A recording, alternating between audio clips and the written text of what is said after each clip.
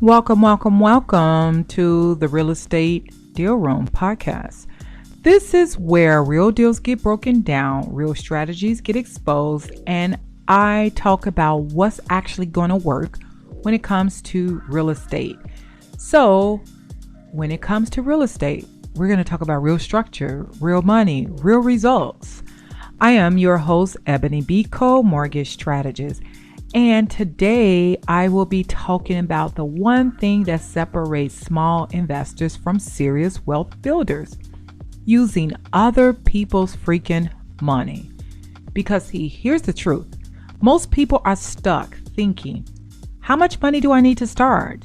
But the real question is, how do I control more real estate without using all of my money? So today I'm going to break down HELOC strategies, cash out refinance plays, private money versus DSCR loans, and how to layer all of these together so you can scale fast in 2026. So let's get in and let's talk about this. The very first thing is the mindset shift. Stop thinking like a beginner. Let's start here because if you don't understand this, none of the strategies will actually work or won't even matter. Wealthy investors don't chase money. They chase leverage. They chase assets, not money. Because they know if they have leverage and assets, they can get money. It's all about power in the end. It's all about the checkmate. Now, let's think about it like this. See, beginners think, I need $50,000 to buy a deal. Investors think, who already has that $50,000 and how do I structure the deal? See, the key word is structure here, okay? So let's say you find a $200,000 deal that needs $40,000 down. A beginner walks away. An investor says, I'll bring the deal. Someone else brings the money. We split the profits. See, that's leverage. That's also called joint venture partnership too, okay? Now, because real estate isn't about owning everything. It's about controlling the assets and creating the income streams. See, if you have the knowledge, and the knowledge to the point where that is your skin in the game, you can have resources, but it don't have to be actual physical financial resources. I need you to understand that your resources could be your network. Your resources could be getting it done. Your resources could be because you have a great team behind you. And that JV partnership, all they care about is you getting a deal done. Point blank, period. Remember, they're not chasing the cash. They already got the cash. They're not chasing the cash. They are more concerned about the results. So again, real estate is not about just owning everything to be successful. It's about controlling an asset and creating income streams. Now let's talk about the HELOC strategies, the home equity line of credit, how you could turn your equity into an opportunity. This is one of the most powerful tools sitting right under a lot of real estate investors' nose, or not even just real estate investors, homeowners who have a property and they don't realize how much money they actually have, right? Now, a HELOC is a home equity line of credit. What it does is it gets you basically where you're in a situation you could borrow against the equity in your property, like it's a line of credit. There's a lot of different things you can do with this line of credit. Down payment on a new property, right? Funding rehab projects, covering closing costs, using it as emergency reserves. So let me give you an example. Let's say you have $150,000 in equity in your property that you currently own. You open a HELOC, a home equity line of credit, for $75,000. Now this is what you can do with it. You can turn around and use $30,000 for down payment, $10,000 for closing costs, and keep the rest of reserves. You see how that works? You just bought an investment property without touching your savings. And a HELOC, you only pay interest on what you're using, not the entire thing. Once the property cash flows in, then you can refinance should you decide to do that. You pay the HELOC back and reuse it all over again. That's how investors recycle money. Now, let me give you another example. A cash out refinance. Multiply what you already own. So let's go a little deeper. A cash out refinance is how you scale faster without selling your assets. That meaning without selling that property. Because see, you can keep bringing money back into that property and recycling money back into that property to the point that you're building up your assets all over again. So when it is time for you to use the money again, you can keep doing it again and again and again. But if you turn around and sell that property just to hurry up and get the money out, guess what? You're screwed. You don't have another asset, right? I mean, if you do, it's another property, but this is your revolving bank. Understand that the property that you own, look at it as if it is your bank. So with that being said, with this cash out refinance, you refinance your property for a higher loan amount and you take the difference in cash. Now, why this is important, and it could be powerful for you, tax-free cash in most cases, you keep the property and you keep redeploying the capital. So I'll give you another example in regards to that. You bought a property for $180,000. Now it's worth $260,000. You refinance and pull out $50,000. That's $50,000. That $50,000 becomes the down payment on your next deal or multiple smaller investments. Now you own the original property and a new property. That's how portfolios grows. Portfolios don't grow by you keep selling because now you're just a flipper. The goal is you want longevity income coming in when it comes to becoming a real estate investor. And now you are building portfolios, not just one property at a time and you close it on the next one. Here's the thing. You own the original property. You got the new property. And your portfolio is steady growing, and you're going to keep repeating that. Use forced appreciation, renovations, rent increases, because this will actually speed up the process. So that is going to be a pro move that you're going to use. Your forced appreciations. It's like the bird method, okay? And the bird method is when you buy the property. Then once you buy the property, you renovate or rehab the property. Once you do that, you're going to turn around and put tenants in the property. Then you're going to refinance the property. And then you're going to do it all over and over again by repeating. But you're not getting rid of that property. You're just going to get a new property. So that is the bird method. And that's basically what you're going to be doing. Now, the other way to use other people's money is private money versus DSCR loans. But you need to be able to choose the right capital. So this is where we're going to talk about where the money actually comes from.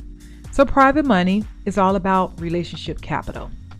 Money from individuals who want returns, but don't want to do the work. This could be, like I said, a JV, a joint venture partnership, a friend or family, business owners, high income owners, other investors.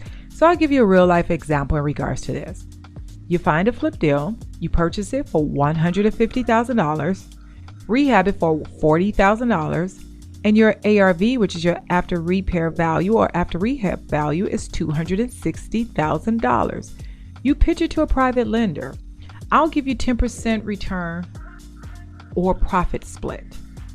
They fund the deal, you manage it. You just made money without using your own money because see, you put all the skin in the game for them. You did all of the work for them.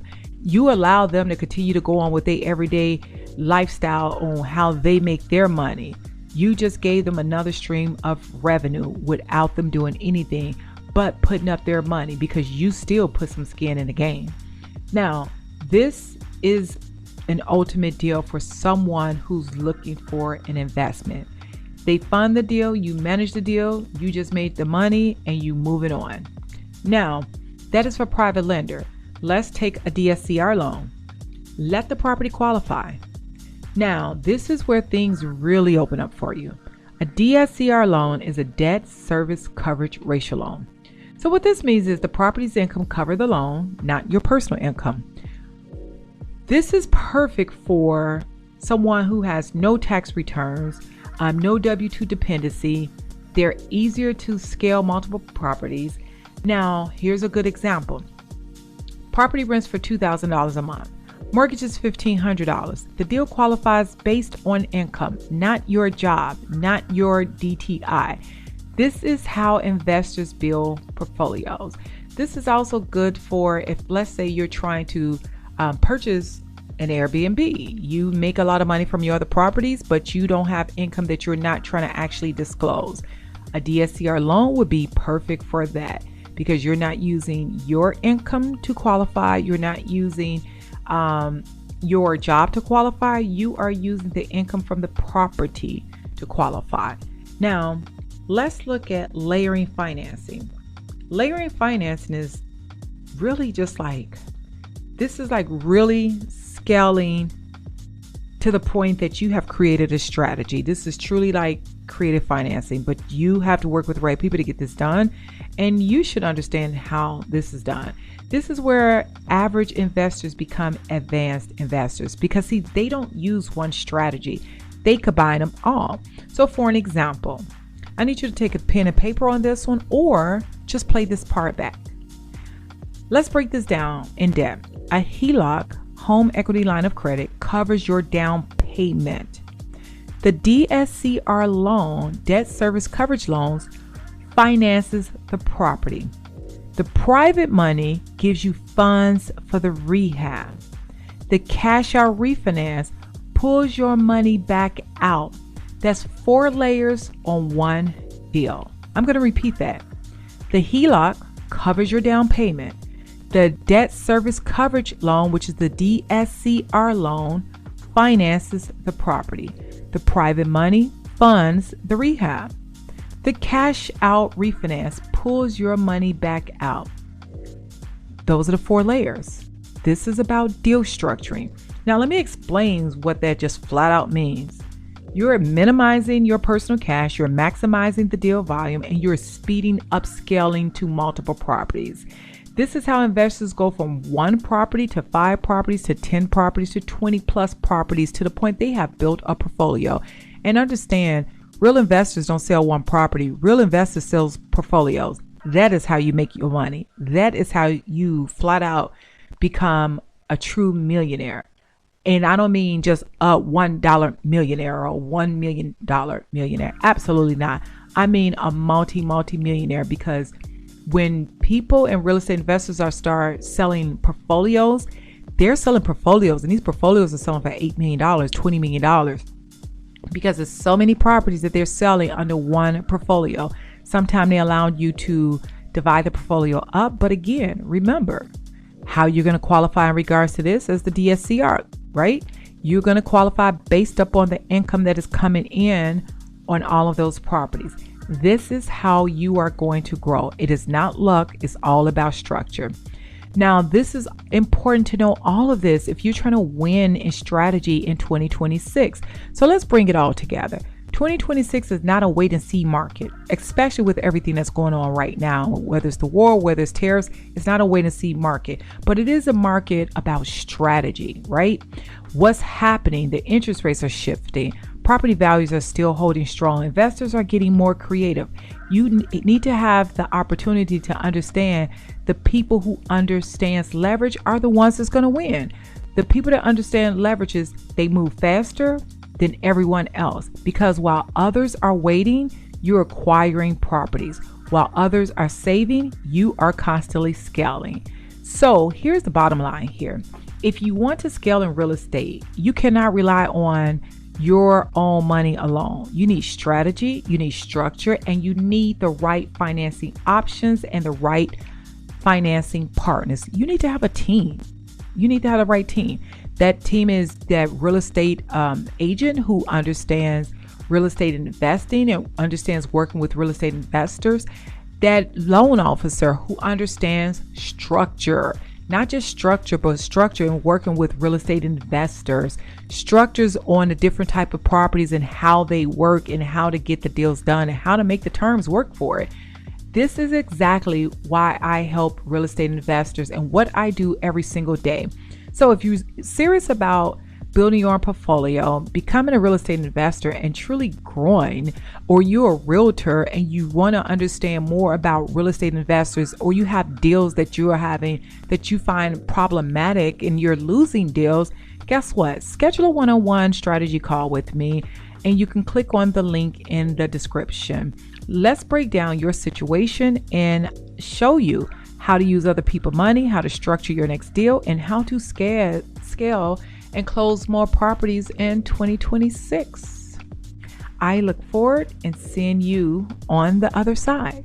And if this episode gave you value, make sure you subscribe, share this with other investors, and stay locked in. Because see, the Real Estate Deal Room podcast is where real deals get structured and real estate investors level up and realtors close more deals and build better relationships with their real estate investing partners.